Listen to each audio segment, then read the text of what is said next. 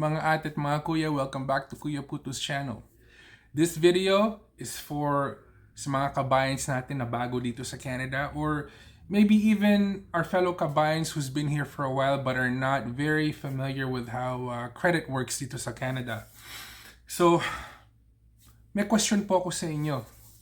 Meron po bang kabayan na nag-approach sa inyo asking if you can co-sign for a car loan, co-sign for a loan, or even worse, co-sign for a mortgage on a house?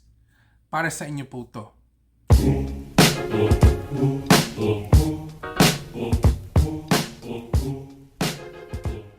So mga ate at mga kuya, kung di nyo po alam, dito sa Canada, yung credit score, all of that stuff, napaka-importante because that will serve as the base.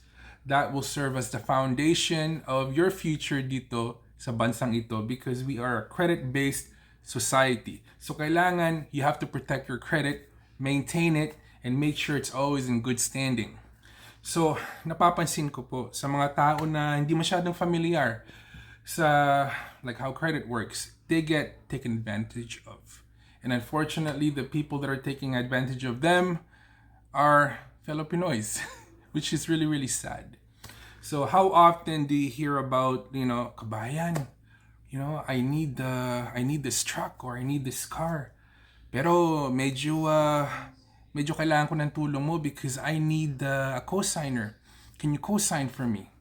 And you know what? Sa ating mga Pilipino po, we're very helpful people, di ba?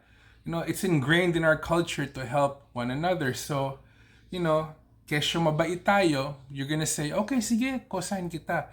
Pero hindi nyo po alam na that could probably prove to be one of the biggest financial mistakes that you can ever make in your life is to co-sign for somebody besides you.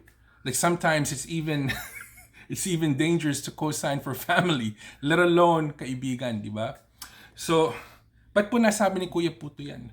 Dahil pa nag-co-sign po kayo, let's use a car for example. Say somebody approached you, sabi sa inyo, Kuya, baka pwede naman pa co-sign dahil gusto kong kunin tong coaching to. Pag pinirmahan nyo po yung dotted line na yon sa kontrata, even though niisip nyo siguro co-signer lang kayo, no, you're equally responsible for the financial responsibility that's associated with that loan, with that car. Totoo po yun. So, ibig sabihin nun, kung hindi nakabayad yung kaibigan ninyo, kayo po ang hahabulin ng bangko or the creditor or the lender or whoever. Kayo po ang hahabulin. And napakalaking sakit ng ulo po yun, not only financially, not only spiritually, but obviously that friendship, that bond that you had with that person will be gone. And it's a terrible thing. That's why I always tell people, who ask for Kuya Puto's advice, never, ever, ever, ever co-sign for anybody. Kahit po nga pamilya minsan, ang hirap eh. Because you feel obligated, but then, you have to protect yourself. You have to protect number one, that's you. So how do we avoid co-signing for somebody? If you ever get approached, be polite about it. Sabihin nyo lang, kunyari, may pumunta sa inyo, kaibigan ninyo. And sabi, Kuya, pwede ba tulungan mo ako pa co-sign naman? Just politely say, pasensya ka na. I have obligations and, meron akong pinaplano for the future that might require me to use my credit also. So, just be nice about it. Say no. So mga ate at mga kuya, tandaan po ninyo, hindi po kayo masamang tao kung tumanggi kayo na mag-co-sign para sa kaibigan ninyo. You have the right to say no. Kailangan na gamitin nyo po ito, hindi ito.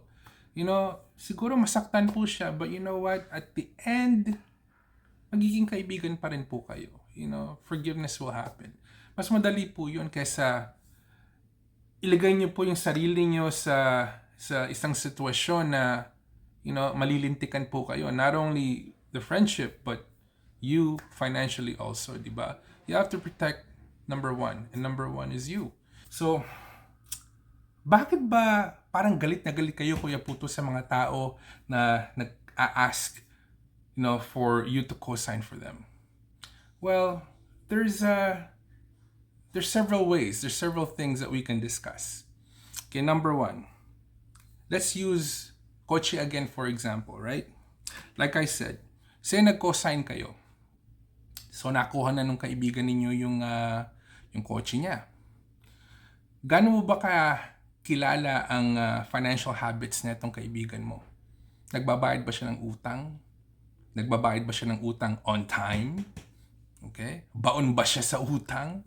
Those are the things that might impact this relationship. Dahil isipin nyo guys, kung nakamiss siya ng payment, guess what? Yung bangko hahabulin kayo. Hindi nyo pwedeng sabihin sa bangko, uy, nag-co-sign lang ako. No! You're equally responsible for that loan as the person who took that car out because you signed as a co-signer. Yes, guys. And even worse, kung yung kaibigan nyo nag-miss ng payment, 2 payment, 3 payment, or even worse, palagay nyo nang narimata yung kotse. Say they repossessed it. Guess what? Automatic bad credit kayo. Yes, guys. Automatic bad credit kayo. So isipin nyo guys, kung katulad nyo ko, I take care of my numbers. I take care of my credit as best as I can. I maintain it to the highest level that I can maintain it at, just in case, I decide to buy some type of investment in the future, or I want to go purchase something big like a house or a car. That way the process is smooth, diba? Palagi mong ganung klaseng tao ka, katulad ko. And all of a sudden, nag-co-sign ka, and then narimata yung kotse nung kaibigan mo na that you co-signed for. All that work that you did to keep and maintain your credit at a high level goes down the toilet. Yes, guys, because you would have delinquencies on your credit report because of your friend that you co-signed for. Yes, guys. So ngayon, na delinquent na kayo, you have derogatories on your credit report, try applying for a loan. Try applying for a mortgage. Try applying for a house. Try applying for a credit card. Okay? Not only will you have a very, very difficult time, more than likely they'll probably just, turn your application down because you have delinquencies on your credit that you did not cause. Because nag-co-sign kayo doon sa kaibigan ninyo. Ganun po ang implications. That is how big the negative implication is of you trusting your credit to somebody else. So what are the things that we could do para hindi tayo mabiktima?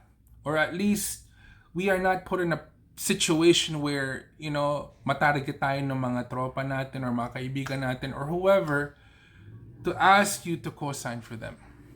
Number 1 is privacy. Alam nyo guys, pag nagsasama-sama kayo ng mga tropa ninyo or your friends or whoever, never ever ever discuss finances. Never discuss your credit score, never discuss your pay, never discuss how much you make, never discuss your investments. Don't mention anything at all when it comes to financial because it might send the wrong message to people around you. Baka, pag narinig nila, ikaw nagyayabang sinasabi, oh, I make this much a month, or, my payments are this much, and you know what, it's okay, I can handle it. Kung may makarinig sa inyo, mag-iisip yun, hoy, let's ask Kuya to co-sign for us. Yes. So when it comes to financials, put a zipper on it, okay? There's things that need to remain private, and your financials is one of them. So guys, for me, the most effective way that I find personally, and baka magalit kay Kuya Puto, sabihin nyo, oh Kuya Puto, but snob kayo. But you know what? You gotta protect number 1, and that's you. And I talked about this in my previous videos, guys. Be very careful who you allow in your inner circle. Be very careful who you surround yourself with. So, kung meron po kayong kilala And that person is known for utang this, utang that. Hoy pare, pautang. Hoy pare, can you help me this? Can you help me that? Yung mga taong talagang needy na napaka-needy when it comes to financials. Layuan nyo po yung mga taong ganun. So at least, you shield yourself from even being put in a situation like that by staying away from people like that. Alagaan nyo yung credit score ninyo dahil napaka-importante yan because you know what guys? Kung madisgrasya kayo, kung malintikan kayo because of somebody else's fault, that delinquent record on your credit score can stay there for 5, maybe even 7 years. Napakatagal nun. Isipin nyo guys, just in case meron kayong gustong gawin, if you want to plan a move, whether to, like I said previously, purchase investments, purchase big ticket items, mahihirapan po talaga kayo because, the first thing they look at is your ability to service that debt. And how do they do that? Through your credit report. And when they see delinquencies in there, ay nako, malilintikan po yung plano ninyo. So alagaan nyo po yung credit score ninyo, don't take it lightly. And sana naman po meron kayo natutunan kahit konti. This is Kuya Puto wishing you good night, good morning, good afternoon, wherever you are in the world. Stay hungry, stay humble, keep your hustle strong. I'll see you in the next video, guys. Sa akin kung sino nga